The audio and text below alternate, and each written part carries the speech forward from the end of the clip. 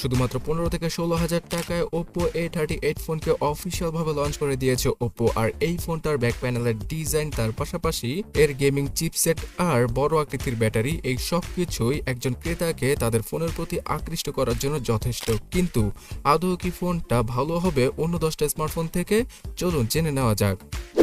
Oppo A38 ফোনটার বক্সের সাথে পাওয়া যাবে 33 ওয়াটের চার্জার। আর এই বাজেটে খুব কম স্মার্টফোনের মধ্যে এত হাই ওয়াটের ফাস্ট চার্জিং এর সুবিধা দেখতে পাওয়া যায়, যার মাধ্যমে কিনা শুধুমাত্র ঘন্টাখানেকের মধ্যেই এই Oppo A38 কে আপনারা ফুললি চার্জ করতে পারবেন।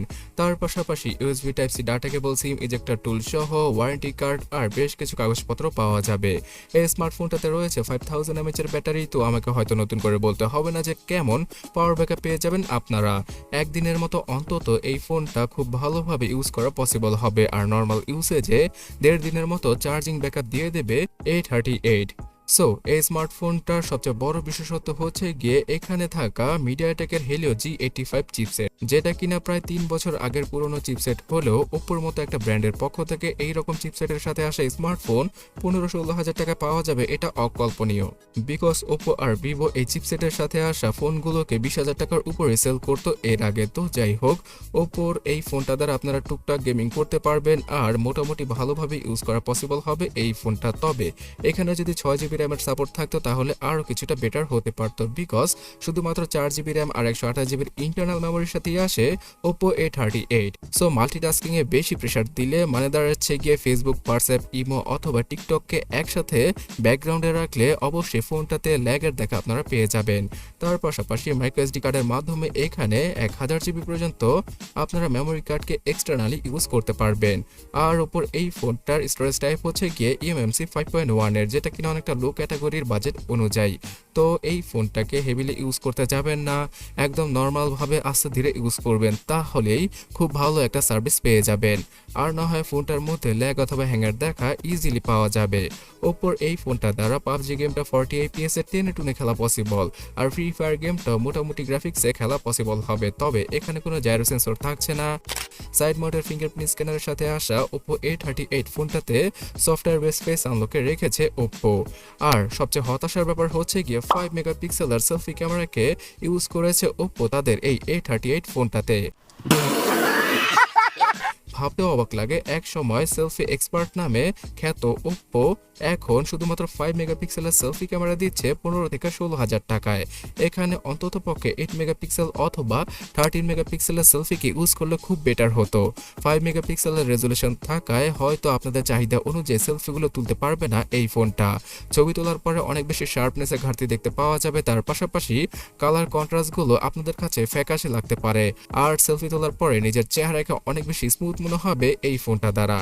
50 মেগাপিক্সেলের ডুয়াল ক্যামেরা সেটআপ থাকছে ফোনটার পেছনে। এখানে শুধুমাত্র 50 মেগাপিক্সেলের ক্যামেরাটাই কাজের, যার অ্যাপারচার f1.8।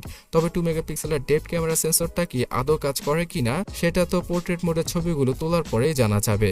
সো যাই হোক, 50 মেগাপিক্সেলের ক্যামেরার দ্বারা ওপর ক্যামেরা অ্যালগোরিদমের মাধ্যমে সোশ্যাল মিডিয়া রেডি ছবিগুলো আপনারা ইজিলি ক্লিক করতে পারবেন।